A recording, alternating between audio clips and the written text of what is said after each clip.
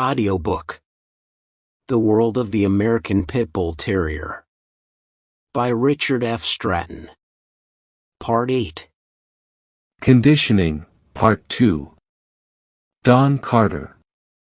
Sporting Dog Journal, July-August 1982. As I mentioned in my last article, conditioning your dog is an extremely time-consuming and extremely slow and fluid situation. Long hours of hard, dedicated exercise are demanded of both the dog and the handler. For this reason, as I said in my last article, it is very important to know what type of exercise your dog likes to do the most. Most bulldogs are very active and athletic and enjoy exercise, and with this type of dog conditioning can prove to be easier and less strenuous. However, there are some dogs that are simply lazy and refuse to work. I start my dogs walking, and since most people can associate with the treadmill, we will use it. On the first day, I like to walk my dog in a strong harness and a 6-inch leash. Meters. Always carry a pole with you in case of an accident. Walk the dog for 3 kilometers in a relatively quiet place, free of cars, pollution, etc. I personally like to go up and down a few hills during the tour.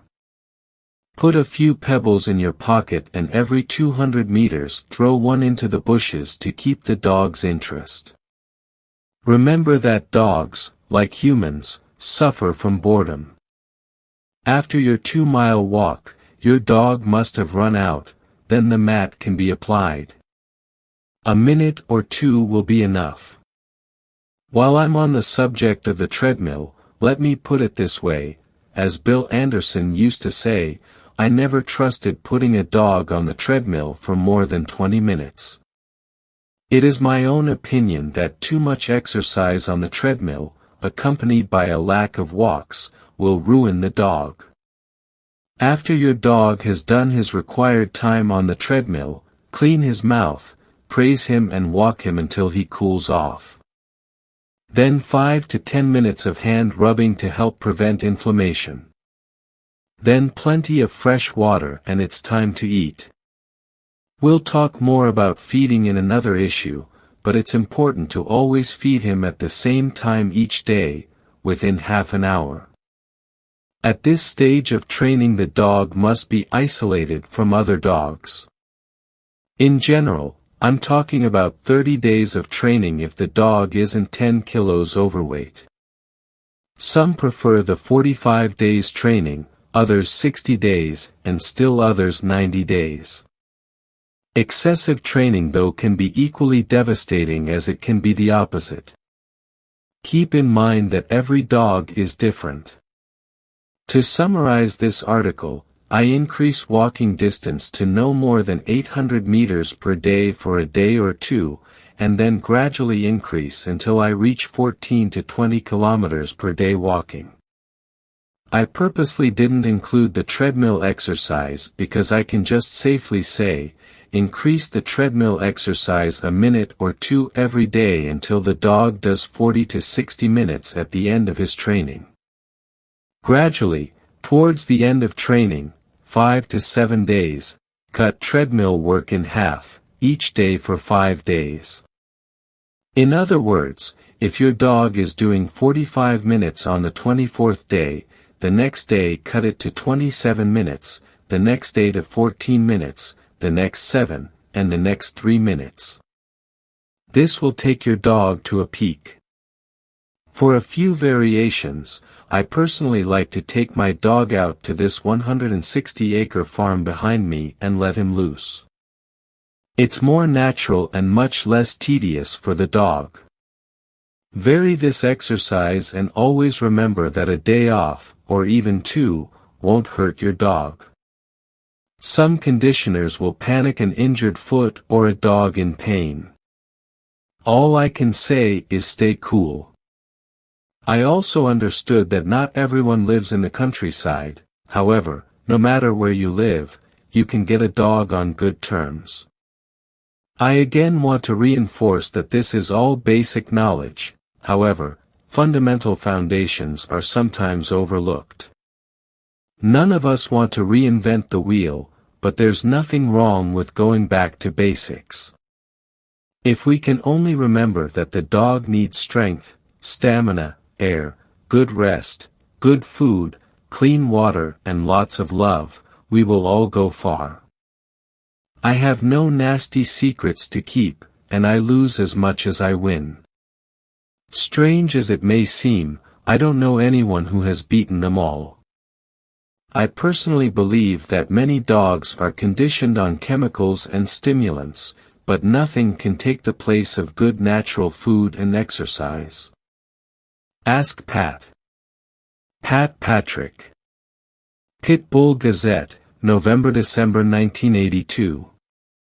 I have been studying the different methods used to breed winning dogs for 15 years.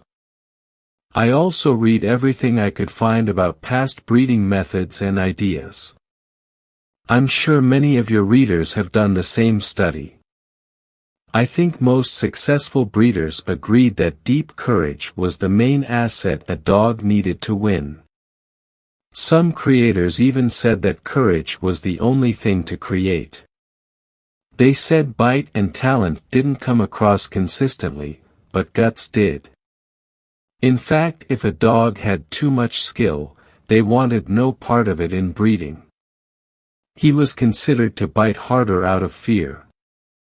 I've been raising my own dogs long enough to have some ideas of my own.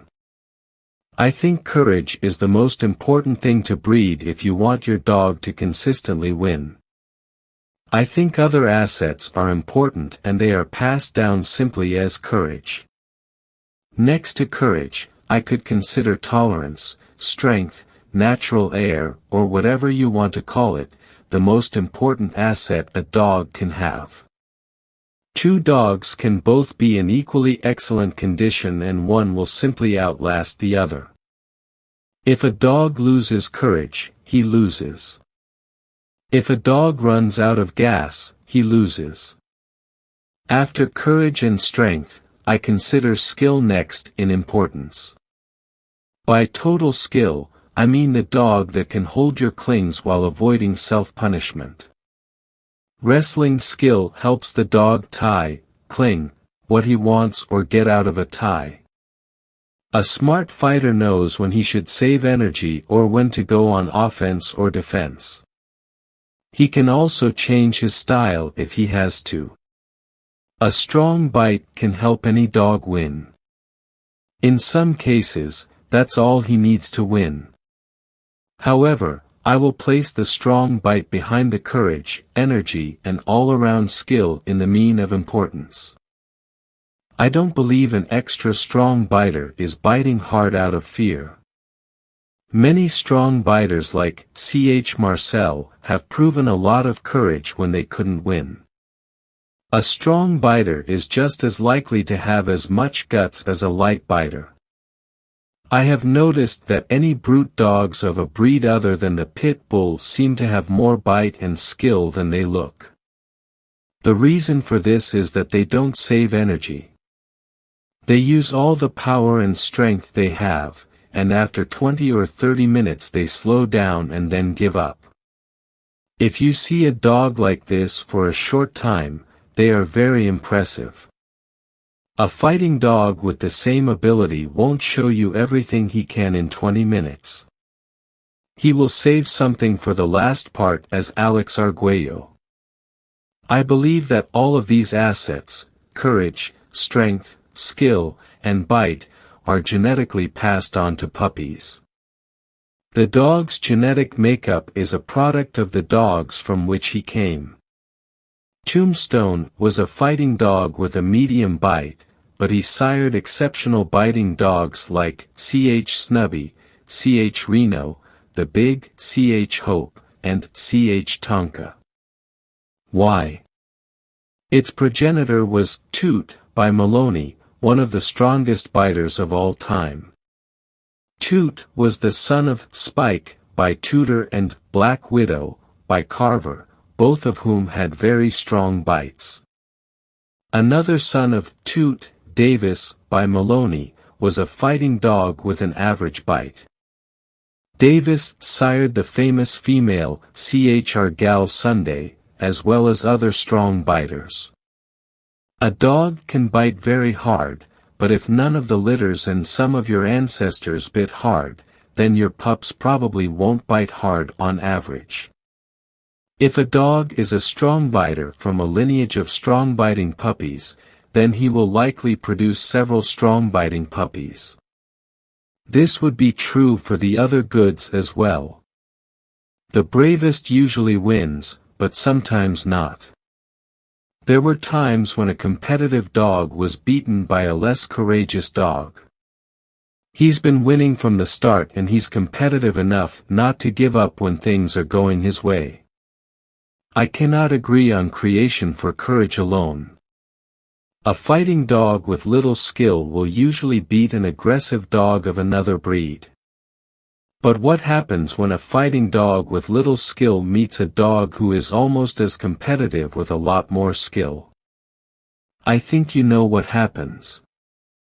Creating for a strong bite over all things becomes popular occasionally.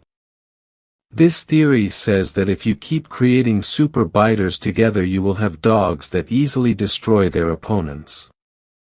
Competitiveness is secondary in this theory. It's more popular recently than it was, let's say, 20 years ago. Some breeders claim that they developed these super biters. They call these fearsome dogs. They are too much for simple competition dogs and winning their fights in 20 minutes or less, so they say. These breeders are almost always new to the competition or not as smart if they've had the dogs for a while. They have little respect for a dog that needs more than an hour to win. Any dog that needs 2, 3 or 4 hours to win is harmless according to them. If one of their dogs wins a long run, though, they say it proves their dogs are brave. These guys never have a winning record to prove their theories. In fact, no really successful breeder who breeds large numbers of winners has ever bred their dogs with a strong bite as the main target. Yes, there is some truth to the theory of fearful dogs winning without courage. But it never works on a large scale over a period of time. Here are some reasons why this doesn't work. First, the strongest bites are freaks who bite harder than any of their ancestors. They almost never take down dogs that bite as hard as they do. Did Jimmy Boots ever take down a dog that bit as hard as he did? No. Mangram's Shorty was the toughest biter I've ever seen, but none of her puppies bite like she does. How many children of Art bite like him? None. Usually these super dogs take down stronger than average biters, but no super biters or freaks quite like them.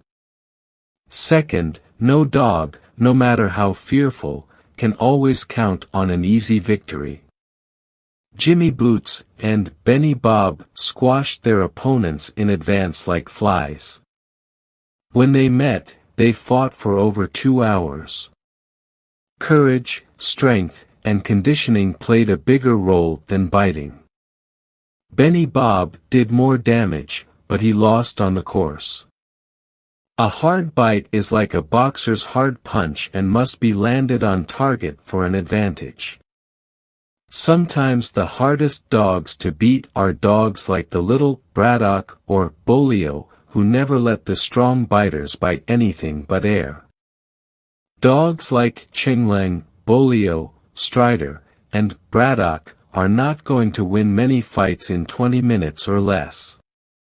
But they can beat dogs who have a long line of quick wins in their favor. Cracker and Nigger were terrible biters, but when they faced each other for almost 3 hours. When two high-quality dogs meet, it usually takes a while no matter how many inferior dogs they destroy in a short period. A strong biter can easily win local fights. When he improves in class and finds a truly good dog, he's going to need all the courage, strength, and skill he's got. Hard biting alone just doesn't make for good competition. I have 5 dogs that I use a lot as breeding dogs. Only 2 of them bite exceptionally hard. The other 3 are just average biters. All 5 dogs have extreme courage and strength, and come from a lineage of dogs with these attributes. When I look into my own backyard for a breeding dog, I am more impressed by a dead competitive, high-breathing dog like Jeep or Homer than a wrecker like Panama Red or Pit General. Maybe Panama Red can take 3 hours if it has to. You know, Jeep and Homer can do it, and that's good to know. When a breeder tries too hard to get strong biters, courage will suffer. Of course, if you can find a well-bred, well-breathed, competitive dog that bites like hell, you're in business. I breed my dogs for courage, strength and style first and foremost, and if I can add bite to my dogs without losing the first 3 assets, sure, I do. Terrible biters constantly seem to come out of nowhere and don't deliver their bites consistently. When you hear about an extremely competitive dog with a lot of stamina, it usually comes from dogs like these. Courage and strength will put your dogs in the winner's circle more consistently than will the hard-biting ones. The female is equal in importance to the male for producing quality dogs. I want the same grit and strength in a sire that I want in a male. There are many breeders who feel that only the dog's pedigree is important and not her courage or skill. They will show that Jack Dempsey's mother or Joe Louis never fought. This comparison is invalid. People are not created to fight. Maybe Dempsey's dad never had a fight either. We all know that there are many brave competition bitches. Certainly a competition bitch will produce more competitive dogs than her crossbred sister. The best dogs of today are probably more punished than the dogs of the past, but courage and strength are just as important today as they were then. Pit Bull, a dog for you. Joe Placer. Pit Bull Gazette, February 1982. After more than 20 years of active involvement in Schutzhund sport and efforts to breed dogs eminently for policing work, mainly during my time in Europe, I came to a surprising conclusion: the American Pit Bull is the best dog that the true sportsman can have. This is what happened. One Sunday of that memorable spring of 1980, my friend Ed Wagner brought a dog he named Bim Firehand to our training session and told him he wanted to join the sport. I looked at the small piebald dog, reminding me at that moment of a mutt, and smiled with a disguised disdain. But I quickly changed my opinion. As green as he was, Bim was dynamite when I donned the sleeve. We started Bim training and I learned my first lesson: never train a breed with pit bull behavior like you would train your shepherd or Doberman. A good pit bull is a do or die that just needs some polishing in technique to excel in protective drills. Early on I learned my second lesson: if a pit bull does not come from a lineage of behavior, he or she is most certainly not a true pit bull. My friend was looking for a good, healthy young dog to show his parents' standard of over 30 pounds in weight. We thought at the time that in pit bulls, bigger is better. We found out the hard way: it cost us a lot of money, what it's like in real life.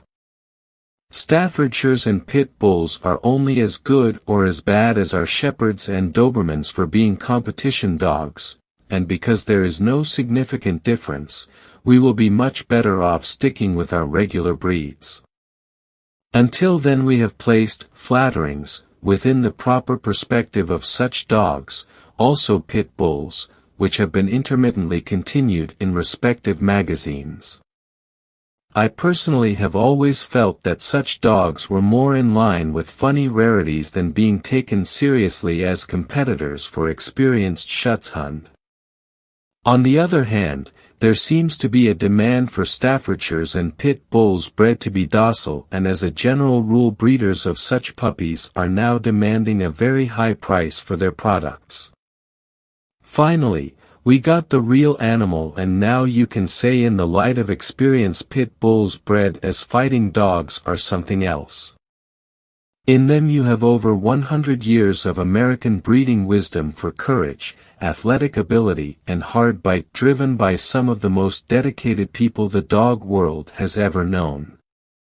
Considering the sport of the Schutzhund, translate these pit bull traits to toughness, an enthusiastic attitude to work and intelligence, and you can get a reward with a stable temperament, a friendly attitude towards people.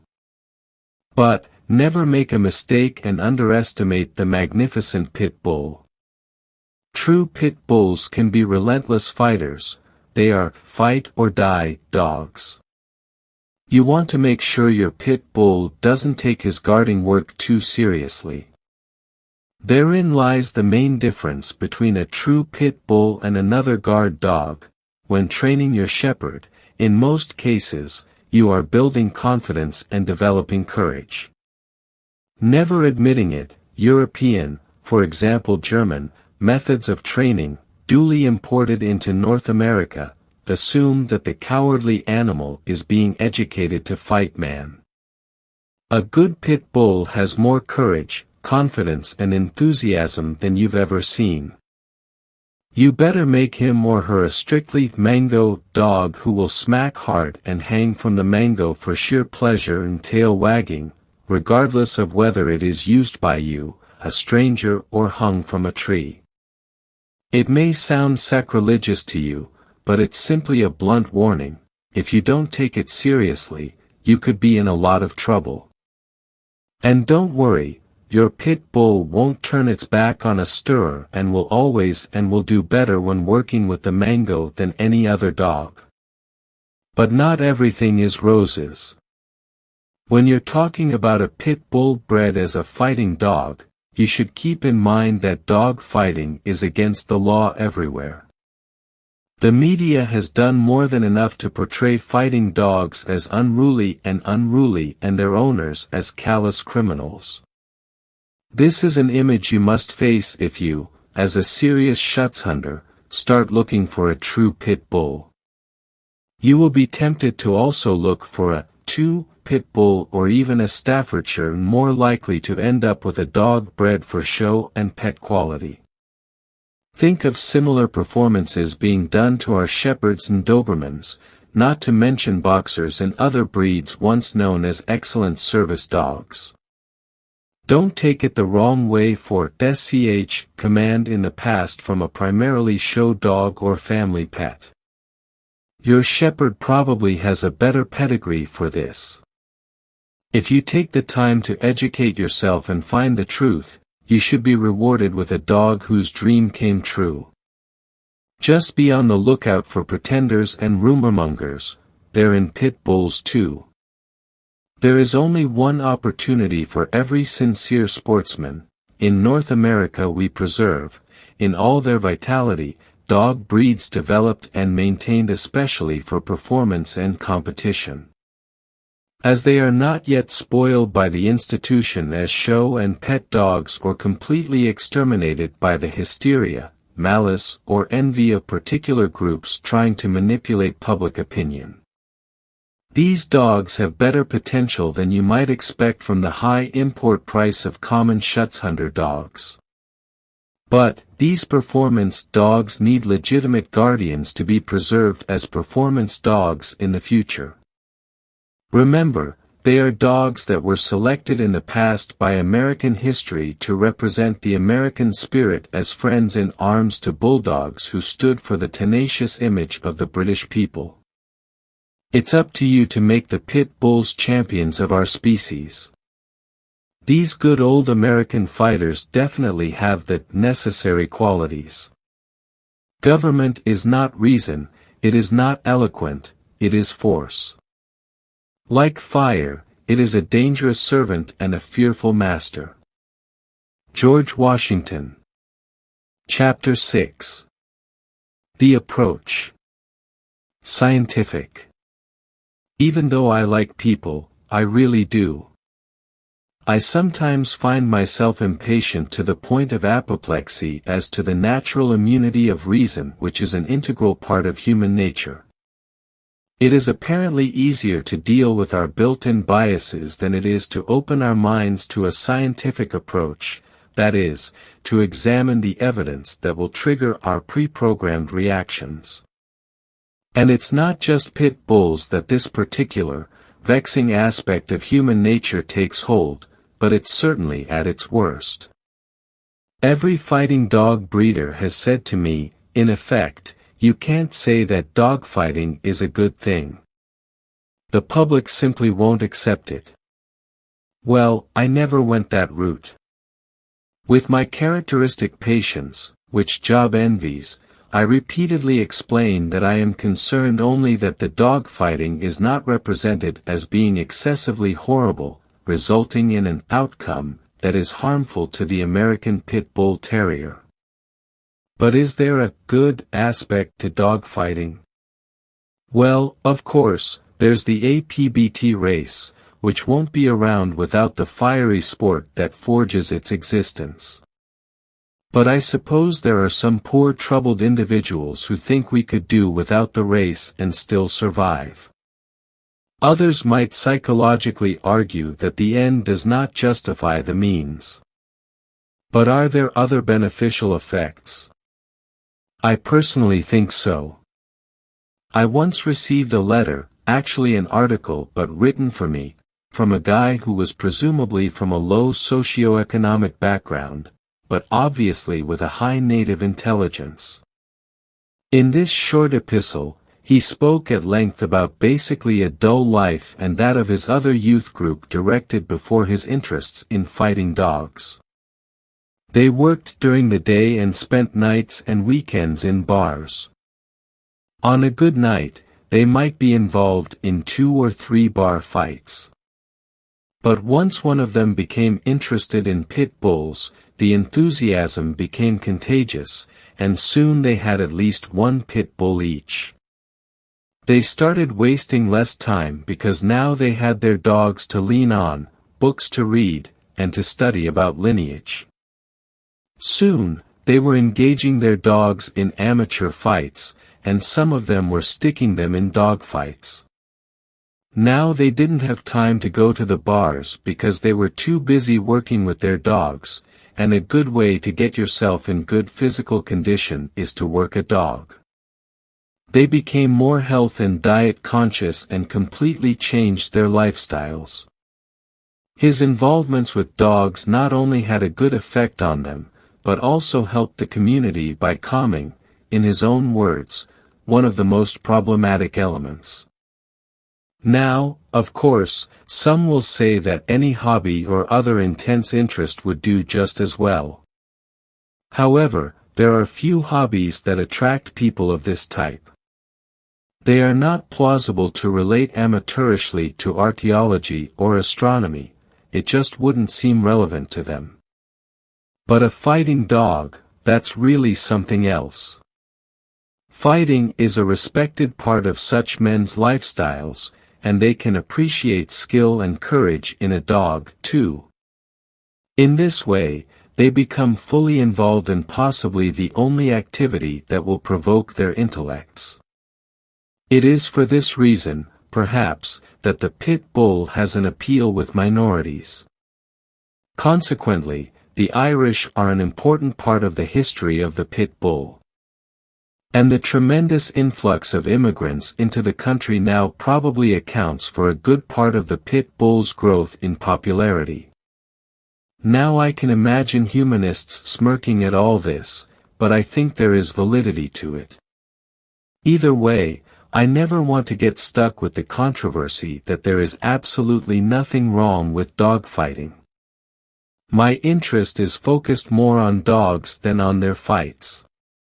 Still, I have to admit that there were times when I was absolutely aroused by the heroic acts of a dog in a dogfight, usually a small, smart fighting dog who managed to neutralize a show by biting down hard on his opponent and throwing him far enough away, or even an impressive scratch by a loser dog in bad condition to lick the blood or touch the heart to the point of moving you to tears.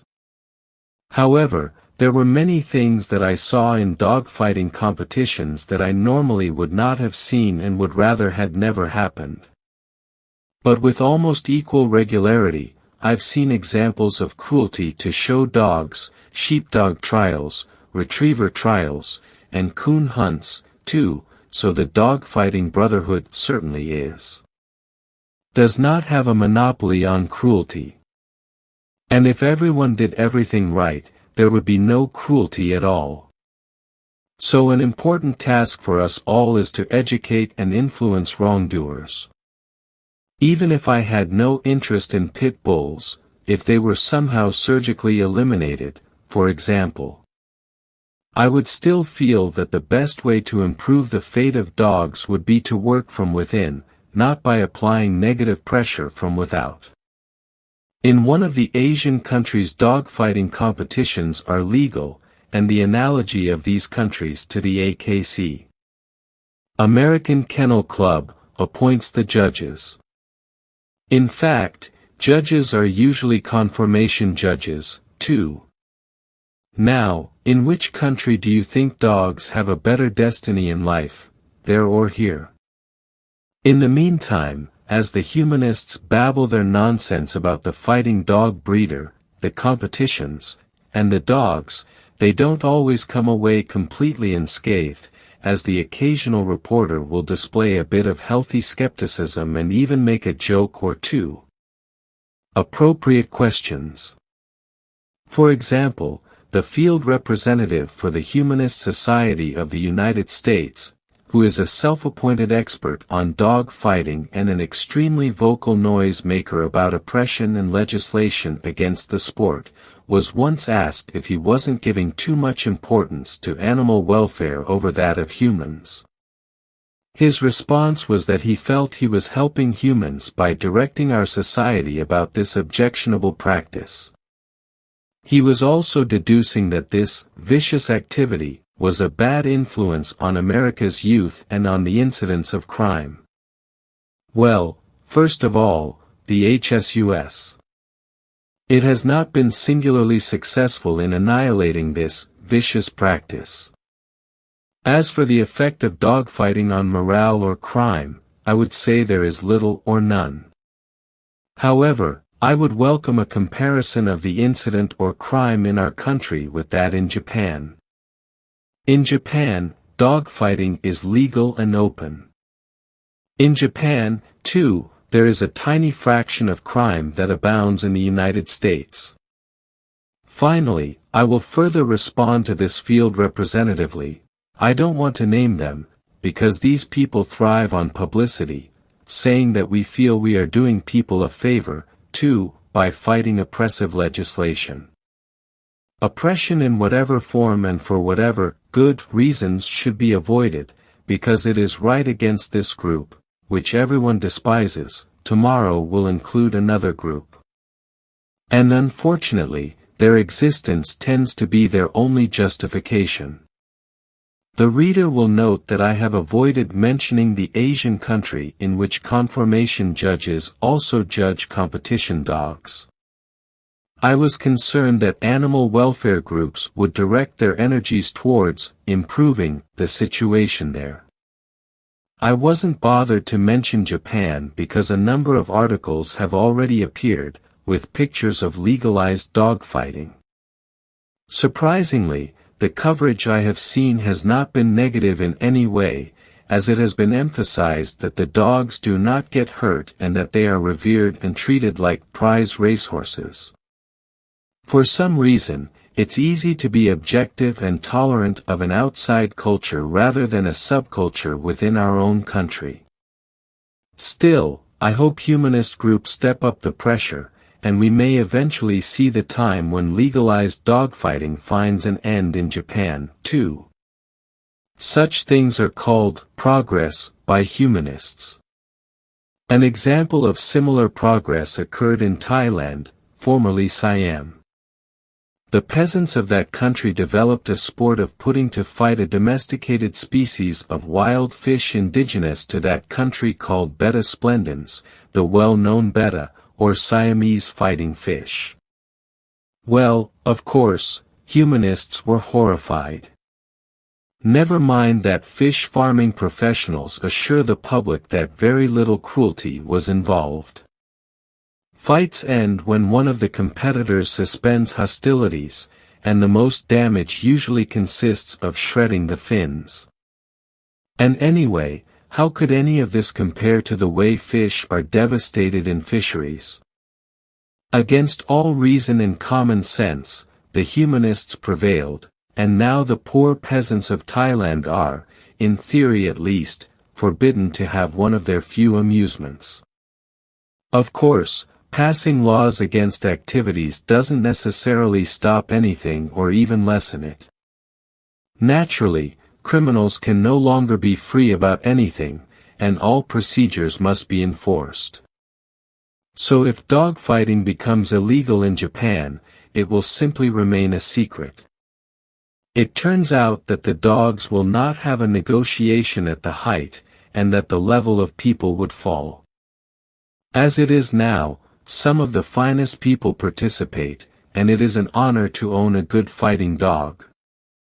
Dogs do not fight for money, but merely for the honor of winning, similar to exhibitions or field trials in that country.